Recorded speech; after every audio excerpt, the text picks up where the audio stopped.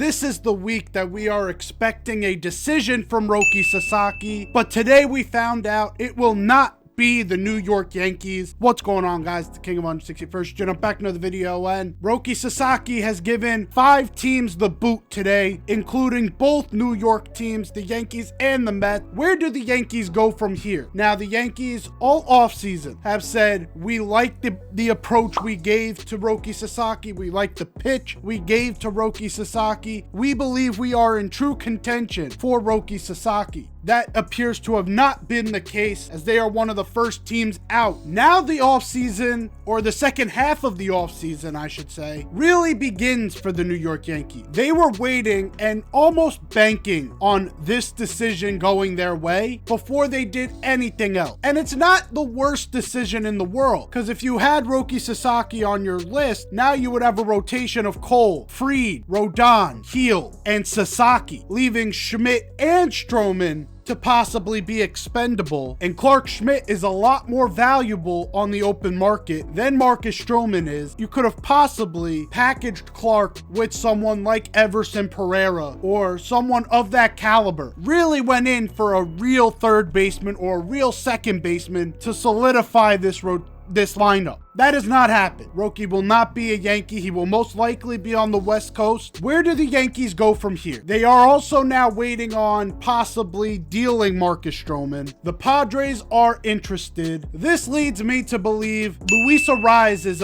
most likely a New York Yankee. There's interest from the Padres in Marcus Stroman. The Padres are in on Roki Sasaki. They need to get off of Luis Arraez's contract. The Yankees are going to eat some of Marcus Stroman's contract. It seems like that would be a match made in heaven, especially with where the Padres are right now in terms of the ownership group, not really knowing who's going to be in control moving forward. But outside of Luis Arraez, where could the Yankees go now? Now this kind of takes out any major trade, because Clark Schmidt would have been the prize piece the Yankees could dangle in any infielder trade outside of a Nolan Arenado, which seems to be highly unlikely. At this point, there's a few options you have. You have a guy like Jurickson Profar, still on the market. You have Ha-Seong Kim, still on the market. I believe the Yankees are going to have at least talks with both of them to see who would come in on a short-term deal. They do want to stay below the Cohen tax, and it came out today that the Yankees have cut about $24 to $30 million of their payroll, and I think they want to keep it around that number. So if it's Jurickson Profar, since Profar's coming off of a career year, he did it a little too late. Usually you want a 2-year sample size of continued success in order for a guy to get a big deal. A guy like Jurickson Profar, who came into the league as a #1 prospect and really did not show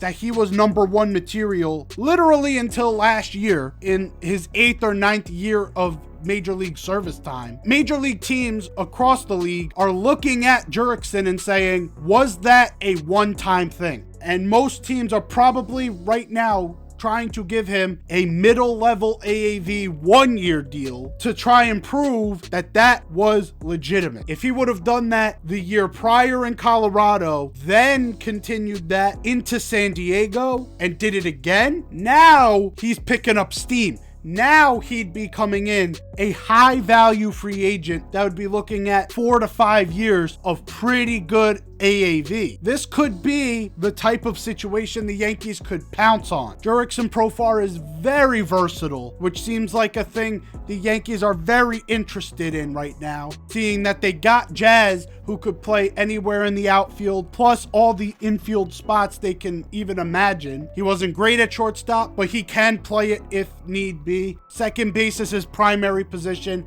and we saw he played a very good third base during the postseason. Jurickson Profar has kind of the same makeup. He can play a middle infield spot. That's how he came up as a prospect. That's how he came up through the major league rank. But he's also proven that he can play a pretty good corner outfield spot. The Yankees wanted to take a flyer out on him, throw him at third, and see what he's got, see if that swing holds up in Yankee Stadium. I would not be opposed to an all-star from last year being signed on a 1-year deal, most likely likely would not be expensive enough for them to trade at the deadline if things don't work out exactly how the Yankees want them to. And then you got Ha-Seong Kim, who another Padre free agent, who has gotten zero buzz around the league. There is no reason why Ha-Seong Kim has not been approached by anyone, especially the Yankees, knowing that they need an infielder, knowing that they need someone to possibly be a leadoff hitter. Yeah, I know a lot of people want Luis Arraez to be that leadoff hitter because of his contact ability, but Ha-Seong Kim has the defense to back it up. He's also got the on-base percentage to back it up. Ha-Seong Kim is probably the best option that is out there if the Yankees want to sign someone to a multi-year contract. To me, those are the two options that I would go with if I were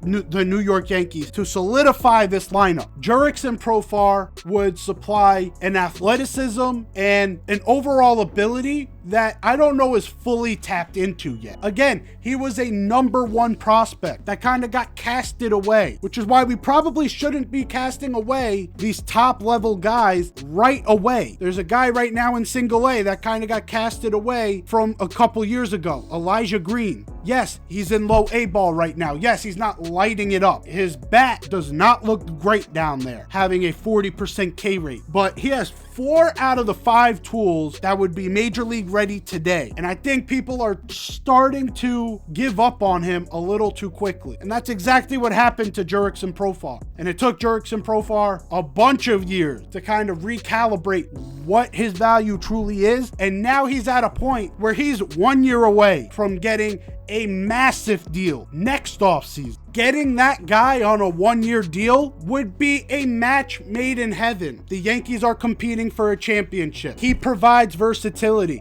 He provides power, a switch hitter. There is a low floor to this because we've seen where that floor is and it's not pretty. But that ceiling, I don't think has even been tapped into yet. And he was just an all-star 1 year ago. So either Jurickson Profar or Ha-Seong Kim should be a Yankee within the next couple weeks. And if I were to predict who would be a Yankee, it would probably be different from both of them. It would probably be Luis Arraez. But in my opinion, those are the two options that give the Yankees the best chance at winning a World Series in 2025. Hopefully you enjoyed this video. If you did, leave a like down below. Subscribe if you're new. Hopefully we get the Roki Sasaki news, and hopefully this offseason kicks back up again, because goddamn has this been pretty boring since Soto signed. Anyways, I'll see you guys in the next one. Take care and peace.